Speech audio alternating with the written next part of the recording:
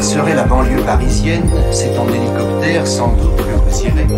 Et partout vous survolerez des villes dans le genre de celle-ci. On les appelle les grands ensembles, on les appelle aussi les villes dortoirs. 1976. Sarcelles est un champ de bâtiments à perte de vue, quadrillant des espaces verts immenses. Avenue César Franck, la famille y crèche, 4e étage, dans un F4. Nous sommes 5. Les darons, Mimi, 7 ans, Grand B, le Big Bro, 6 ans, et moi le dernier des rejetons, 3 ans. Nous sommes noirs, et oui, et à part nous, un seul autre clan de Renois sur toute l'avenue. Va falloir jouer des coudes. Juillet 77, Sarcelles, 10h30, soleil de plomb, plein air. C'est dans ce samedi la journée de la jeunesse. Le président Valéry Giscard d'Estaing la clôturera par un discours cet après-midi. Grand B est costaud comme un mini sumo et moi, mi-autiste mi-rond, juste un kirikou écervelé. Ce jour-là, Mimi, le sosie de ma mère, est chez une amie de la famille, 2 porches plus loin. Donc mon frère et moi, on est dehors, accroupis devant le nôtre. Bermuda, short, sandalettes et mini afro. On joue aux billes et c'est l'extase. Maman se tient droite comme un i par la fenêtre et nous surveille telle une gargouille. Et là, un petit brin d'environ 8 ans, sapé comme un scout et fin comme une brindille, débarque. Il avance vers nous, le rictus aux lèvres, et il tient une putain de seringue aussi long qu'un cran d'arrêt. La matrice voit toute la scène. Première option, sauter du 4e étage. C'est trop haut.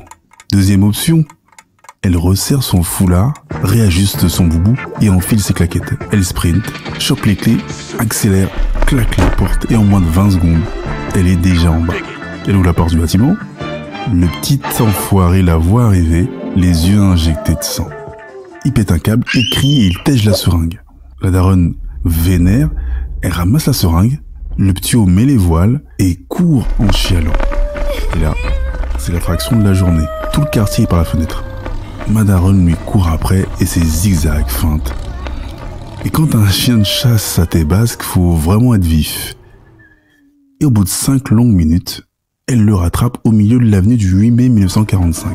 Elle le chope par les oreilles, le traîne jusqu'au comico qui est 2 mètres plus haut. À l'accueil, elle remet ses claquettes. Il faut que je vous dise... Elle baragouine son discours. Bonjour madame. Bonjour monsieur, ce petit a voulu piquer mes petits avec ça. Elle montre la seringue, le ptio baisse le regard. Ah, vous posez ça? Je vous explique, c'est très très simple. Vous auriez dû appeler 2 ambulances s'il avait touché à un cheveu de mes enfants. Ça, je vous garantis sur facture. Croyez quoi, oui? Il faut vite prévenir ses parents. Le bleu répond... Ça sert à rien de s'énerver. Calmez-vous. Oh, mais vous avez le sang chaud. C'est sûrement dû à elle le coup dans son élan. Ça sert à rien de s'énerver, mais on me fait du zen. Votre humour est aussi infect que cet enfant mal élevé. Voilà, ça vous fait plaisir. Et si vous avez un problème, on peut le régler tous les deux, ici et maintenant. Elle enlève ses claquettes. Le flic voit dans son regard congelé une colère maîtrisée. Et à ce moment-là, boum, la mère du gosse arrive. Vous venez? Ah ouais, bon, Le commissariat est à bout de souffle. Il y a 3-4 gus qui arrivent en courant, des civils et des bleus. Sans déconner. Et ils interviennent avant que l'affrontement ait lieu. Non, on va commencer à se calmer tout cela. Parce que sinon ça va partir autrement l'histoire, d'accord? Parlez un peu plus bas parce que là ça commence à me secouer grave là. Parce que la daronne allait rentrer dans l'art de la daronne du petit. Mais heureusement, le bordel n'a pas lieu. Bilan, quand tu deviens parent, aucun sacrifice n'est assez grand pour tes rejetons.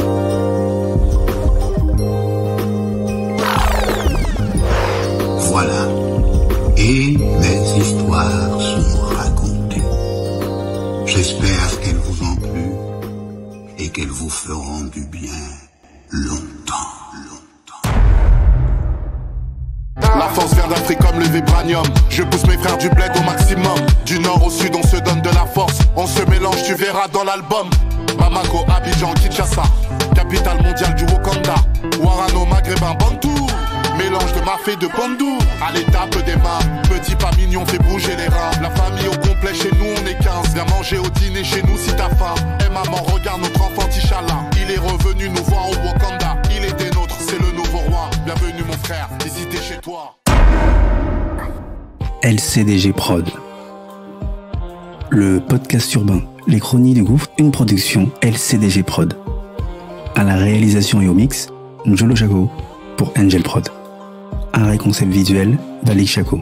Écriture et narration, Kevin Chaco. Enregistré au LCDG Studio.